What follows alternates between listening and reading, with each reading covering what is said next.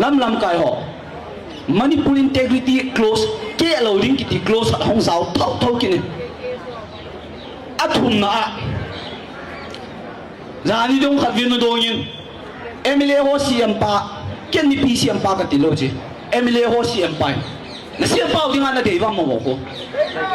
ka de lo emile ho siam pa mai igam sumo wa hong lu ne 2024 ni ke thel man bi ko lang khade hin ko na changi kalung ni na mang nai lo hi le chu chun da sa chu hit ka bangai som that killing that nam mi te hi yon man ilam kai ki za the lo chu government le nam dong hi piti ginai nei diwam ti ki khol ma sat ka cha ngai ating le gal sunga hi church leader ho panna satan na law ve ka ki pe aji chu thagau lama na satan mihim te ho pe dang akyum lai tan kin kho na satan ni ve ayin kalung lai lo na kharom na lai kalung kim lo na khat ke he na na samji hai ai lo le aum nai lo ham i ya ti le thim ngoi suang ngoi hon sum adana tan di lo thu sei ting le hầu nó cha quen à số sang ngắm thiếu nói là số sang ngắm hầu nó tam tam tu nhỉ à ya hết lâu lên đây ngay đó mua việc hết cho nên vào hôm nay bồi Israel te chu leng David à chọn xin à chu quay chỉ mà sắp bên nam na thằng kiếm gạo pan số sang đặc biệt na đi bồi thì số sang ngắm đinh church leader đó yêu tao vâng thiếu nói ô khu số sang đi tam tao mi thiếu không dunia hi nam mi pi teo koi ma yin kuma ki cha kum de poi IDP stand inam lam ka ho ki cha kum de in fact we respect them we must respect them after all they are our leaders they will be our voice to the center ai killing that na tu sai killing that lam ka chu ka za the lo di ke roi sia lo te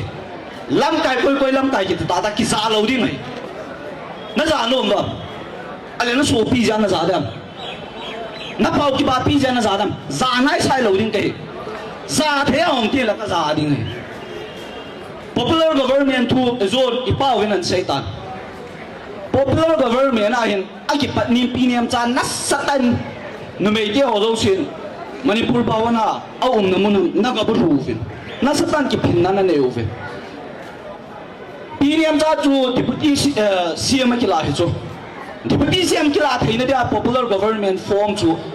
MLA ge jong zao thai di su mi lo diu tu ni MLA ge ro na ki he diwa ka dei sa chu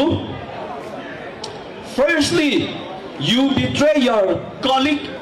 let bu vung jin valte a betray ma sak pe na ma hi ani na murder sang ho zani wa lo hi a betray in sang som liwal ki hal kho zani wal ki hal hobung jang zani wal ki hal I betray jo ki ti I biti kai mele he ka ti theida kai mele nai sai lo a chai na ding in gal ki ti hi ni khat le hung be thau thau ding hi I biti be ni am ki ti chu ilam kai ho khona ki ngai aki ngai poi ti wala sei hil diwe dunia hi gali izo te ngai tai ipijeram tile golang chapang tam ta in kho le kha simding don dowa buffer zone sun le zan go le dai lo ya akam ma fe ni so ding hi po na ngai na so pi zau diu hi no ya kyang ka so pi zau hi iso biao chiu zau di jo ger ku sang sim ku zo ku ipiti ger ni sik phat diwa gamu te ngai tai ating le justice ai ki pol dano adi lo dan lete sa he thei chu khat gini do nga mai le te police ka moriana thipa case ya to lai pau khat ki man akan mo hi lo yung ki hello NIA ke sa ki mane iso pau SI officer pa NIA ke sa ma khabang ki man lo hi iso pienio akiwa chi atai de ya ki chip na leo NIA ke sa ki man kham ki man nai lo hi nu chate ni to aso pinu ambulance sunga ki hal tun chan ya ki man tam ki man nai lo hi david the mi he mai hi lo kho ki thai lo kho ma ki bol NIA ke sa ki man tam ki man nai lo hi a bol ho pu vung se kin wal te a khal ho ki man tam government form mi chula BJP ki man ta ki man nai lo hi hit ta banga chu ei ki mu ne mo hin ei ki mu siêu hin ei ho hi manipur ki ti hi nom di na ba yong ge li vin ka ti ate le ho ve ku ki zo te thanuk na election ho ve 2027 hong ki ta government ni pitin lep di wai thal choi ho an man sa ki di wai ipilam do lam ki lep di hon lan ka wana ki no tam chi ki lep na di nai iki to di wai research scholar ho pros and cons pita bangoma chief te ki gelo mas ngai hoi se le chi chu hi ti je chu ki gelo witin tu nya ngo hi avang pa nei we aje chu we stand firm we stand and commemorate for all those murders we stand for the survivors we stand for the IDPs idin jing di hi gam chu imu thau thau diu a pen phaya pana pathianin pui ro itan pathianin Israel te isi ma pui do the anang gam lu thela hiji pathian ve so the same God that we worship today that God our God will lead us to separate the administration ka tinom kai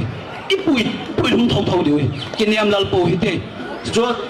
a China ka say hi isi chun we have a stories it goes there's a chain of tragedies for all of us a chain of tragedies and all those stories so miserable so difficult to even imagine it's very difficult to explain it's very difficult to narrate without tears mi lizau lo wa I tu sumo wi sei thei lo lai na rom tai ki bolo hin mu sirom tai ki bolo hin SA mu lo ti so atang lo hi aki mum lo hi anai um lo hi SA bo um hi chi chu ka sei do no mi hi ti je chun kang tha ho lung na lai po tin nu te pa te ho lung neu hi vin tu ni ai mu lo wa le jing le mu do jing ai mu lo le ho bei mu lo le ho bei ke im mu thau thau di politician aspiring ho bei election di ani ki go mi vin lang hi vin ti at chai na pe na ka sei do man chi chu ki pal na ikipal na pi pe na ung idi thi a vela ka sei do no mi chanin ten ka sei hil tam tam di aje chu nam ngai lu wa jam ki sei hin I sei do hotel hi inam piu pha chung pian lang khang tha te ho zau sin hang san nan ki lau te ti ka sei do no mi ka ki pe